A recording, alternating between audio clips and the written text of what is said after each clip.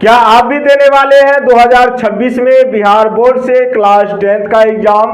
तो मेरे प्यारे स्टूडेंट्स, आज जो आपके लिए मैं मैथमेटिक्स का 2 प्रश्न लेकर के आया हूं, ये वो प्रश्न है जो आपके एग्जाम में इससे पहले पूछा गया था। और पहले नंबर प्रश्न को अगर आप देख पा रहे हैं तो ये 2023 के एग्जाम में पूछा गया था, और दूसरा नंबर वाला जो प्रश्न है ये 2024 के एग्जाम में पूछा गया था। और मेरे प्यारे स्टूडेंट्स, अगर आपको इस तरीके के प्रश्न में कोई प्रॉब्लम्स होती है तो यकीन मानिए आप एग्जाम में गलतियां करेंगे। तो इसीलिए जो 2 प्रश्न आज मैं आपके लिए लेकर के आया हूं, इन दोनों प्रश्न को आप सीखने का प्रयास करें, अपने अंदाज में कोशिश करेंगे कि किस तरीके से इसको हम सॉल्व करेंगे। ठीक है, प्रयास हम लोग कर सकते हैं क्योंकि एग्जाम आपका होना है। और मैं दावे के साथ कहता हूं ये दोनों प्रश्न आपके एग्जाम में आएंगे, मतलब सेम टू सेम तो नहीं आएगा, डिजिट चेंज करके आएगा, लेकिन टाइप आपका सेम ही रहने वाला है। तो इसीलिए इन दोनों क्वेश्चंस पे आपको फोकस करने की जरूरत है। तो चलते हैं मेरे प्यारे बच्चे, एक बेहतरीन अंदाज में आज की क्लास को करते हैं शुरुआत। और पहले नंबर क्वेश्चंस को पहले पढ़ेंगे, उसके बाद सॉल्व करेंगे। कहा गया है ए का मान ज्ञात करें, ए का मान ज्ञात करें जिसके लिए समीकरण निकाय इतना बड़ा ए एक्स, यहाँ पे क्या है, ए एक्स प्लस 10y बराबर 9 तथा 2x प्लस 5y बराबर 11 का कोई हल नहीं है। अब मेरे प्यारे बच्चे यहाँ पे समझिएगा, इसने कहा हमें a का मान बताओ जिसके लिए समीकरण निकाय ax प्लस 10y बराबर 9 तथा 2x प्लस 5y बराबर 11 का कोई हल नहीं है। अब मेरे प्यारे बच्चे, पहला नंबर आपका ये क्वेश्चंस है। अब यहाँ पे जो पहला नंबर क्वेश्चंस में इक्वेशन दिया गया है ax प्लस 10y बराबर कितना दिया गया है 9, उसके बाद 2x प्लस 5y बराबर दिया गया है 11। अब मुझे इसमें कहा गया आप हमें बताओ a का मान क्या होगा। किसका मान पूछा गया है?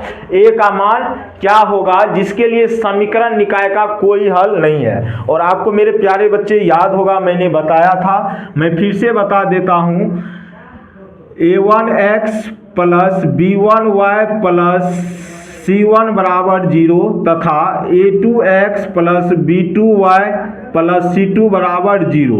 ये आपका क्या है? 2 चर वाले रेखिक समीकरण युग्म का ये क्या है?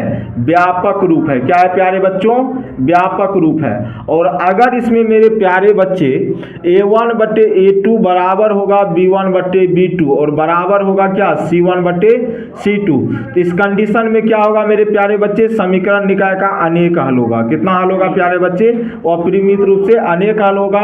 और इसका ग्राफ कैसा होगा? ग्राफ की अगर हम बात करें तो संपाती होगा। ग्राफ कैसा होगा प्यारे बच्चों? बताए थे, बोलो हाँ ना। और दूसरी बात हम बताए थे क्या, यदि a1 बटे a2 बराबर है b1 बटे क्या? b2 और बराबर नहीं है c1 बटे क्या? c2, तो इस कंडीशन में इसका कोई हल नहीं होगा। बताए थे, बोलो हाँ ना। तो कोई हल नहीं होगा और इसका ग्राफ जो होगा प्यारे बच्चे समांतर होगा। क्या होगा ग्राफ? बताए थे ना, बोलो हाँ ना। ग्राफ होगा समांतर। और तीसरा जो कंडीशन हम बताए थे क्या, यदि a1 बटे a2 बराबर नहीं है b1 बटे b2, तो इस कंडीशन में ये कैसा होगा? इसका ग्राफ जो होगा प्रतिच्छेदी होगा। क्या होगा प्यारे बच्चों? प्रतिच्छेदी होगा। और इसका केवल क्या गो हल होगा? एगो हल। बताए थे, बोलो हाँ या ना। केवल कितना हल होगा? एगो हल। Any problems? कोई बात नहीं, नहीं दिख रहा है क्या? तो नहीं दिख रहा है तो बोल दिए ना। यदि ये दिख रहा है ना, ये हाँ, मतलब यहाँ तक सही है ना।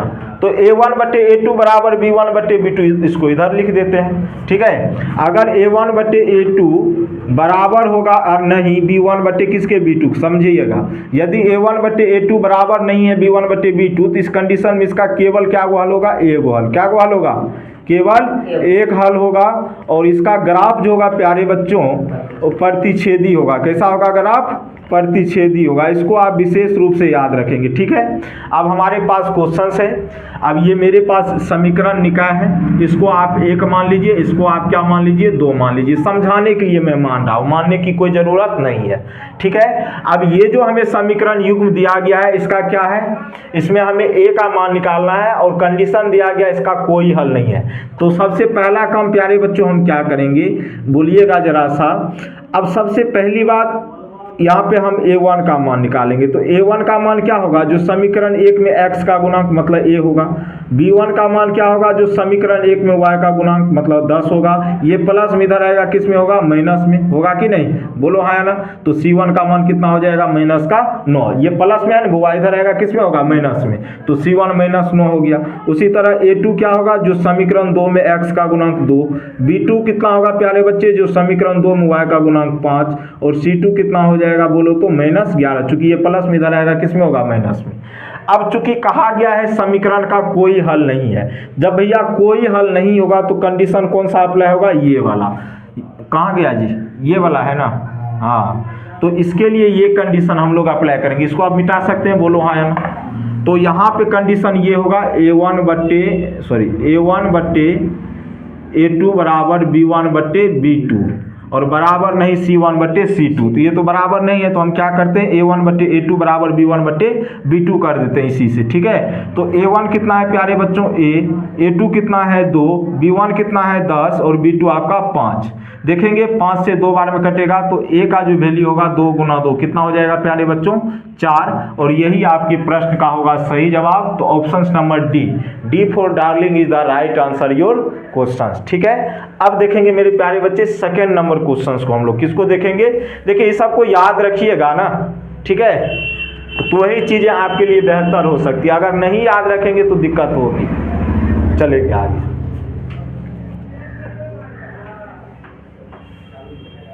तुमको भुटवा कुछ नहीं बोले थे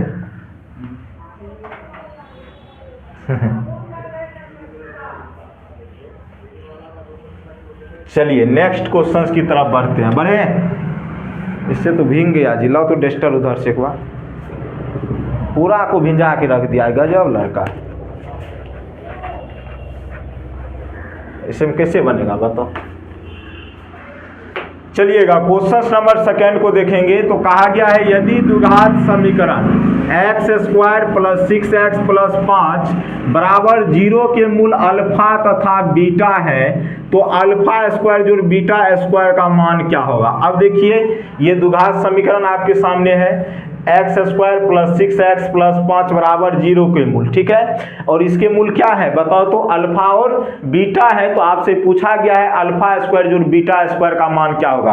अच्छा बताओ इसका मान हम लोग निकाल सकते हैं कि नहीं निकाल सकते, बताओ तो। बिल्कुल बेहतर तरीके से निकाल सकते हैं। और चीज़ों को जब तक आप नहीं समझेंगे तब तक चीज़ें आपके लिए मुश्किल होती चली जाएगी।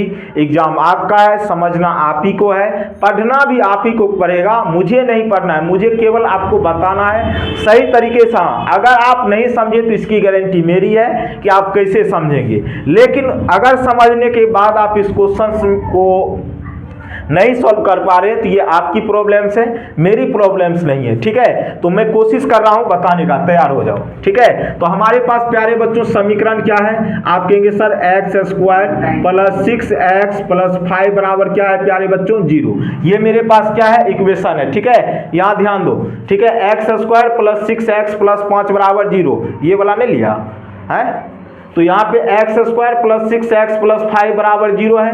ये हमारे पास एक द्विघात समीकरण है और हमें यहाँ से अल्फा स्क्वायर जो बीटा स्क्वायर का मान निकालना है। तो कैसे निकालेंगे देखते जाओ। सबसे पहला काम यहाँ पे हम क्या करेंगे, a का मान निकालेंगे। तो a का मान क्या होगा, जो x² का गुणांक 1, b का मान क्या हो जाएगा 6 और c का मान 5।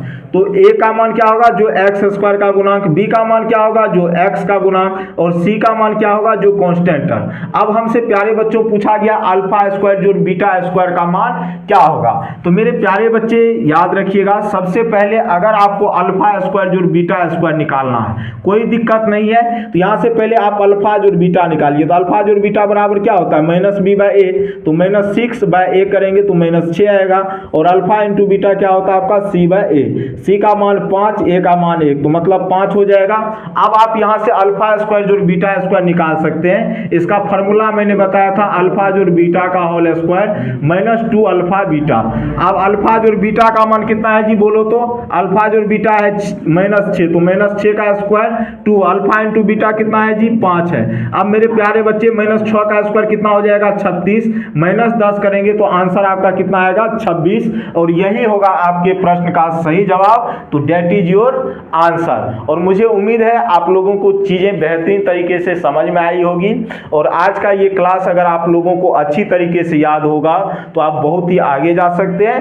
कोशिश कीजिए, क्योंकि कोशिश करने वाले की कभी हार नहीं होती है और आप लोगों की भी नहीं होगी। तो आज के लिए इतना ही रखते हैं। बाय बाय, टेक केयर, जय हिंद, जय भारत।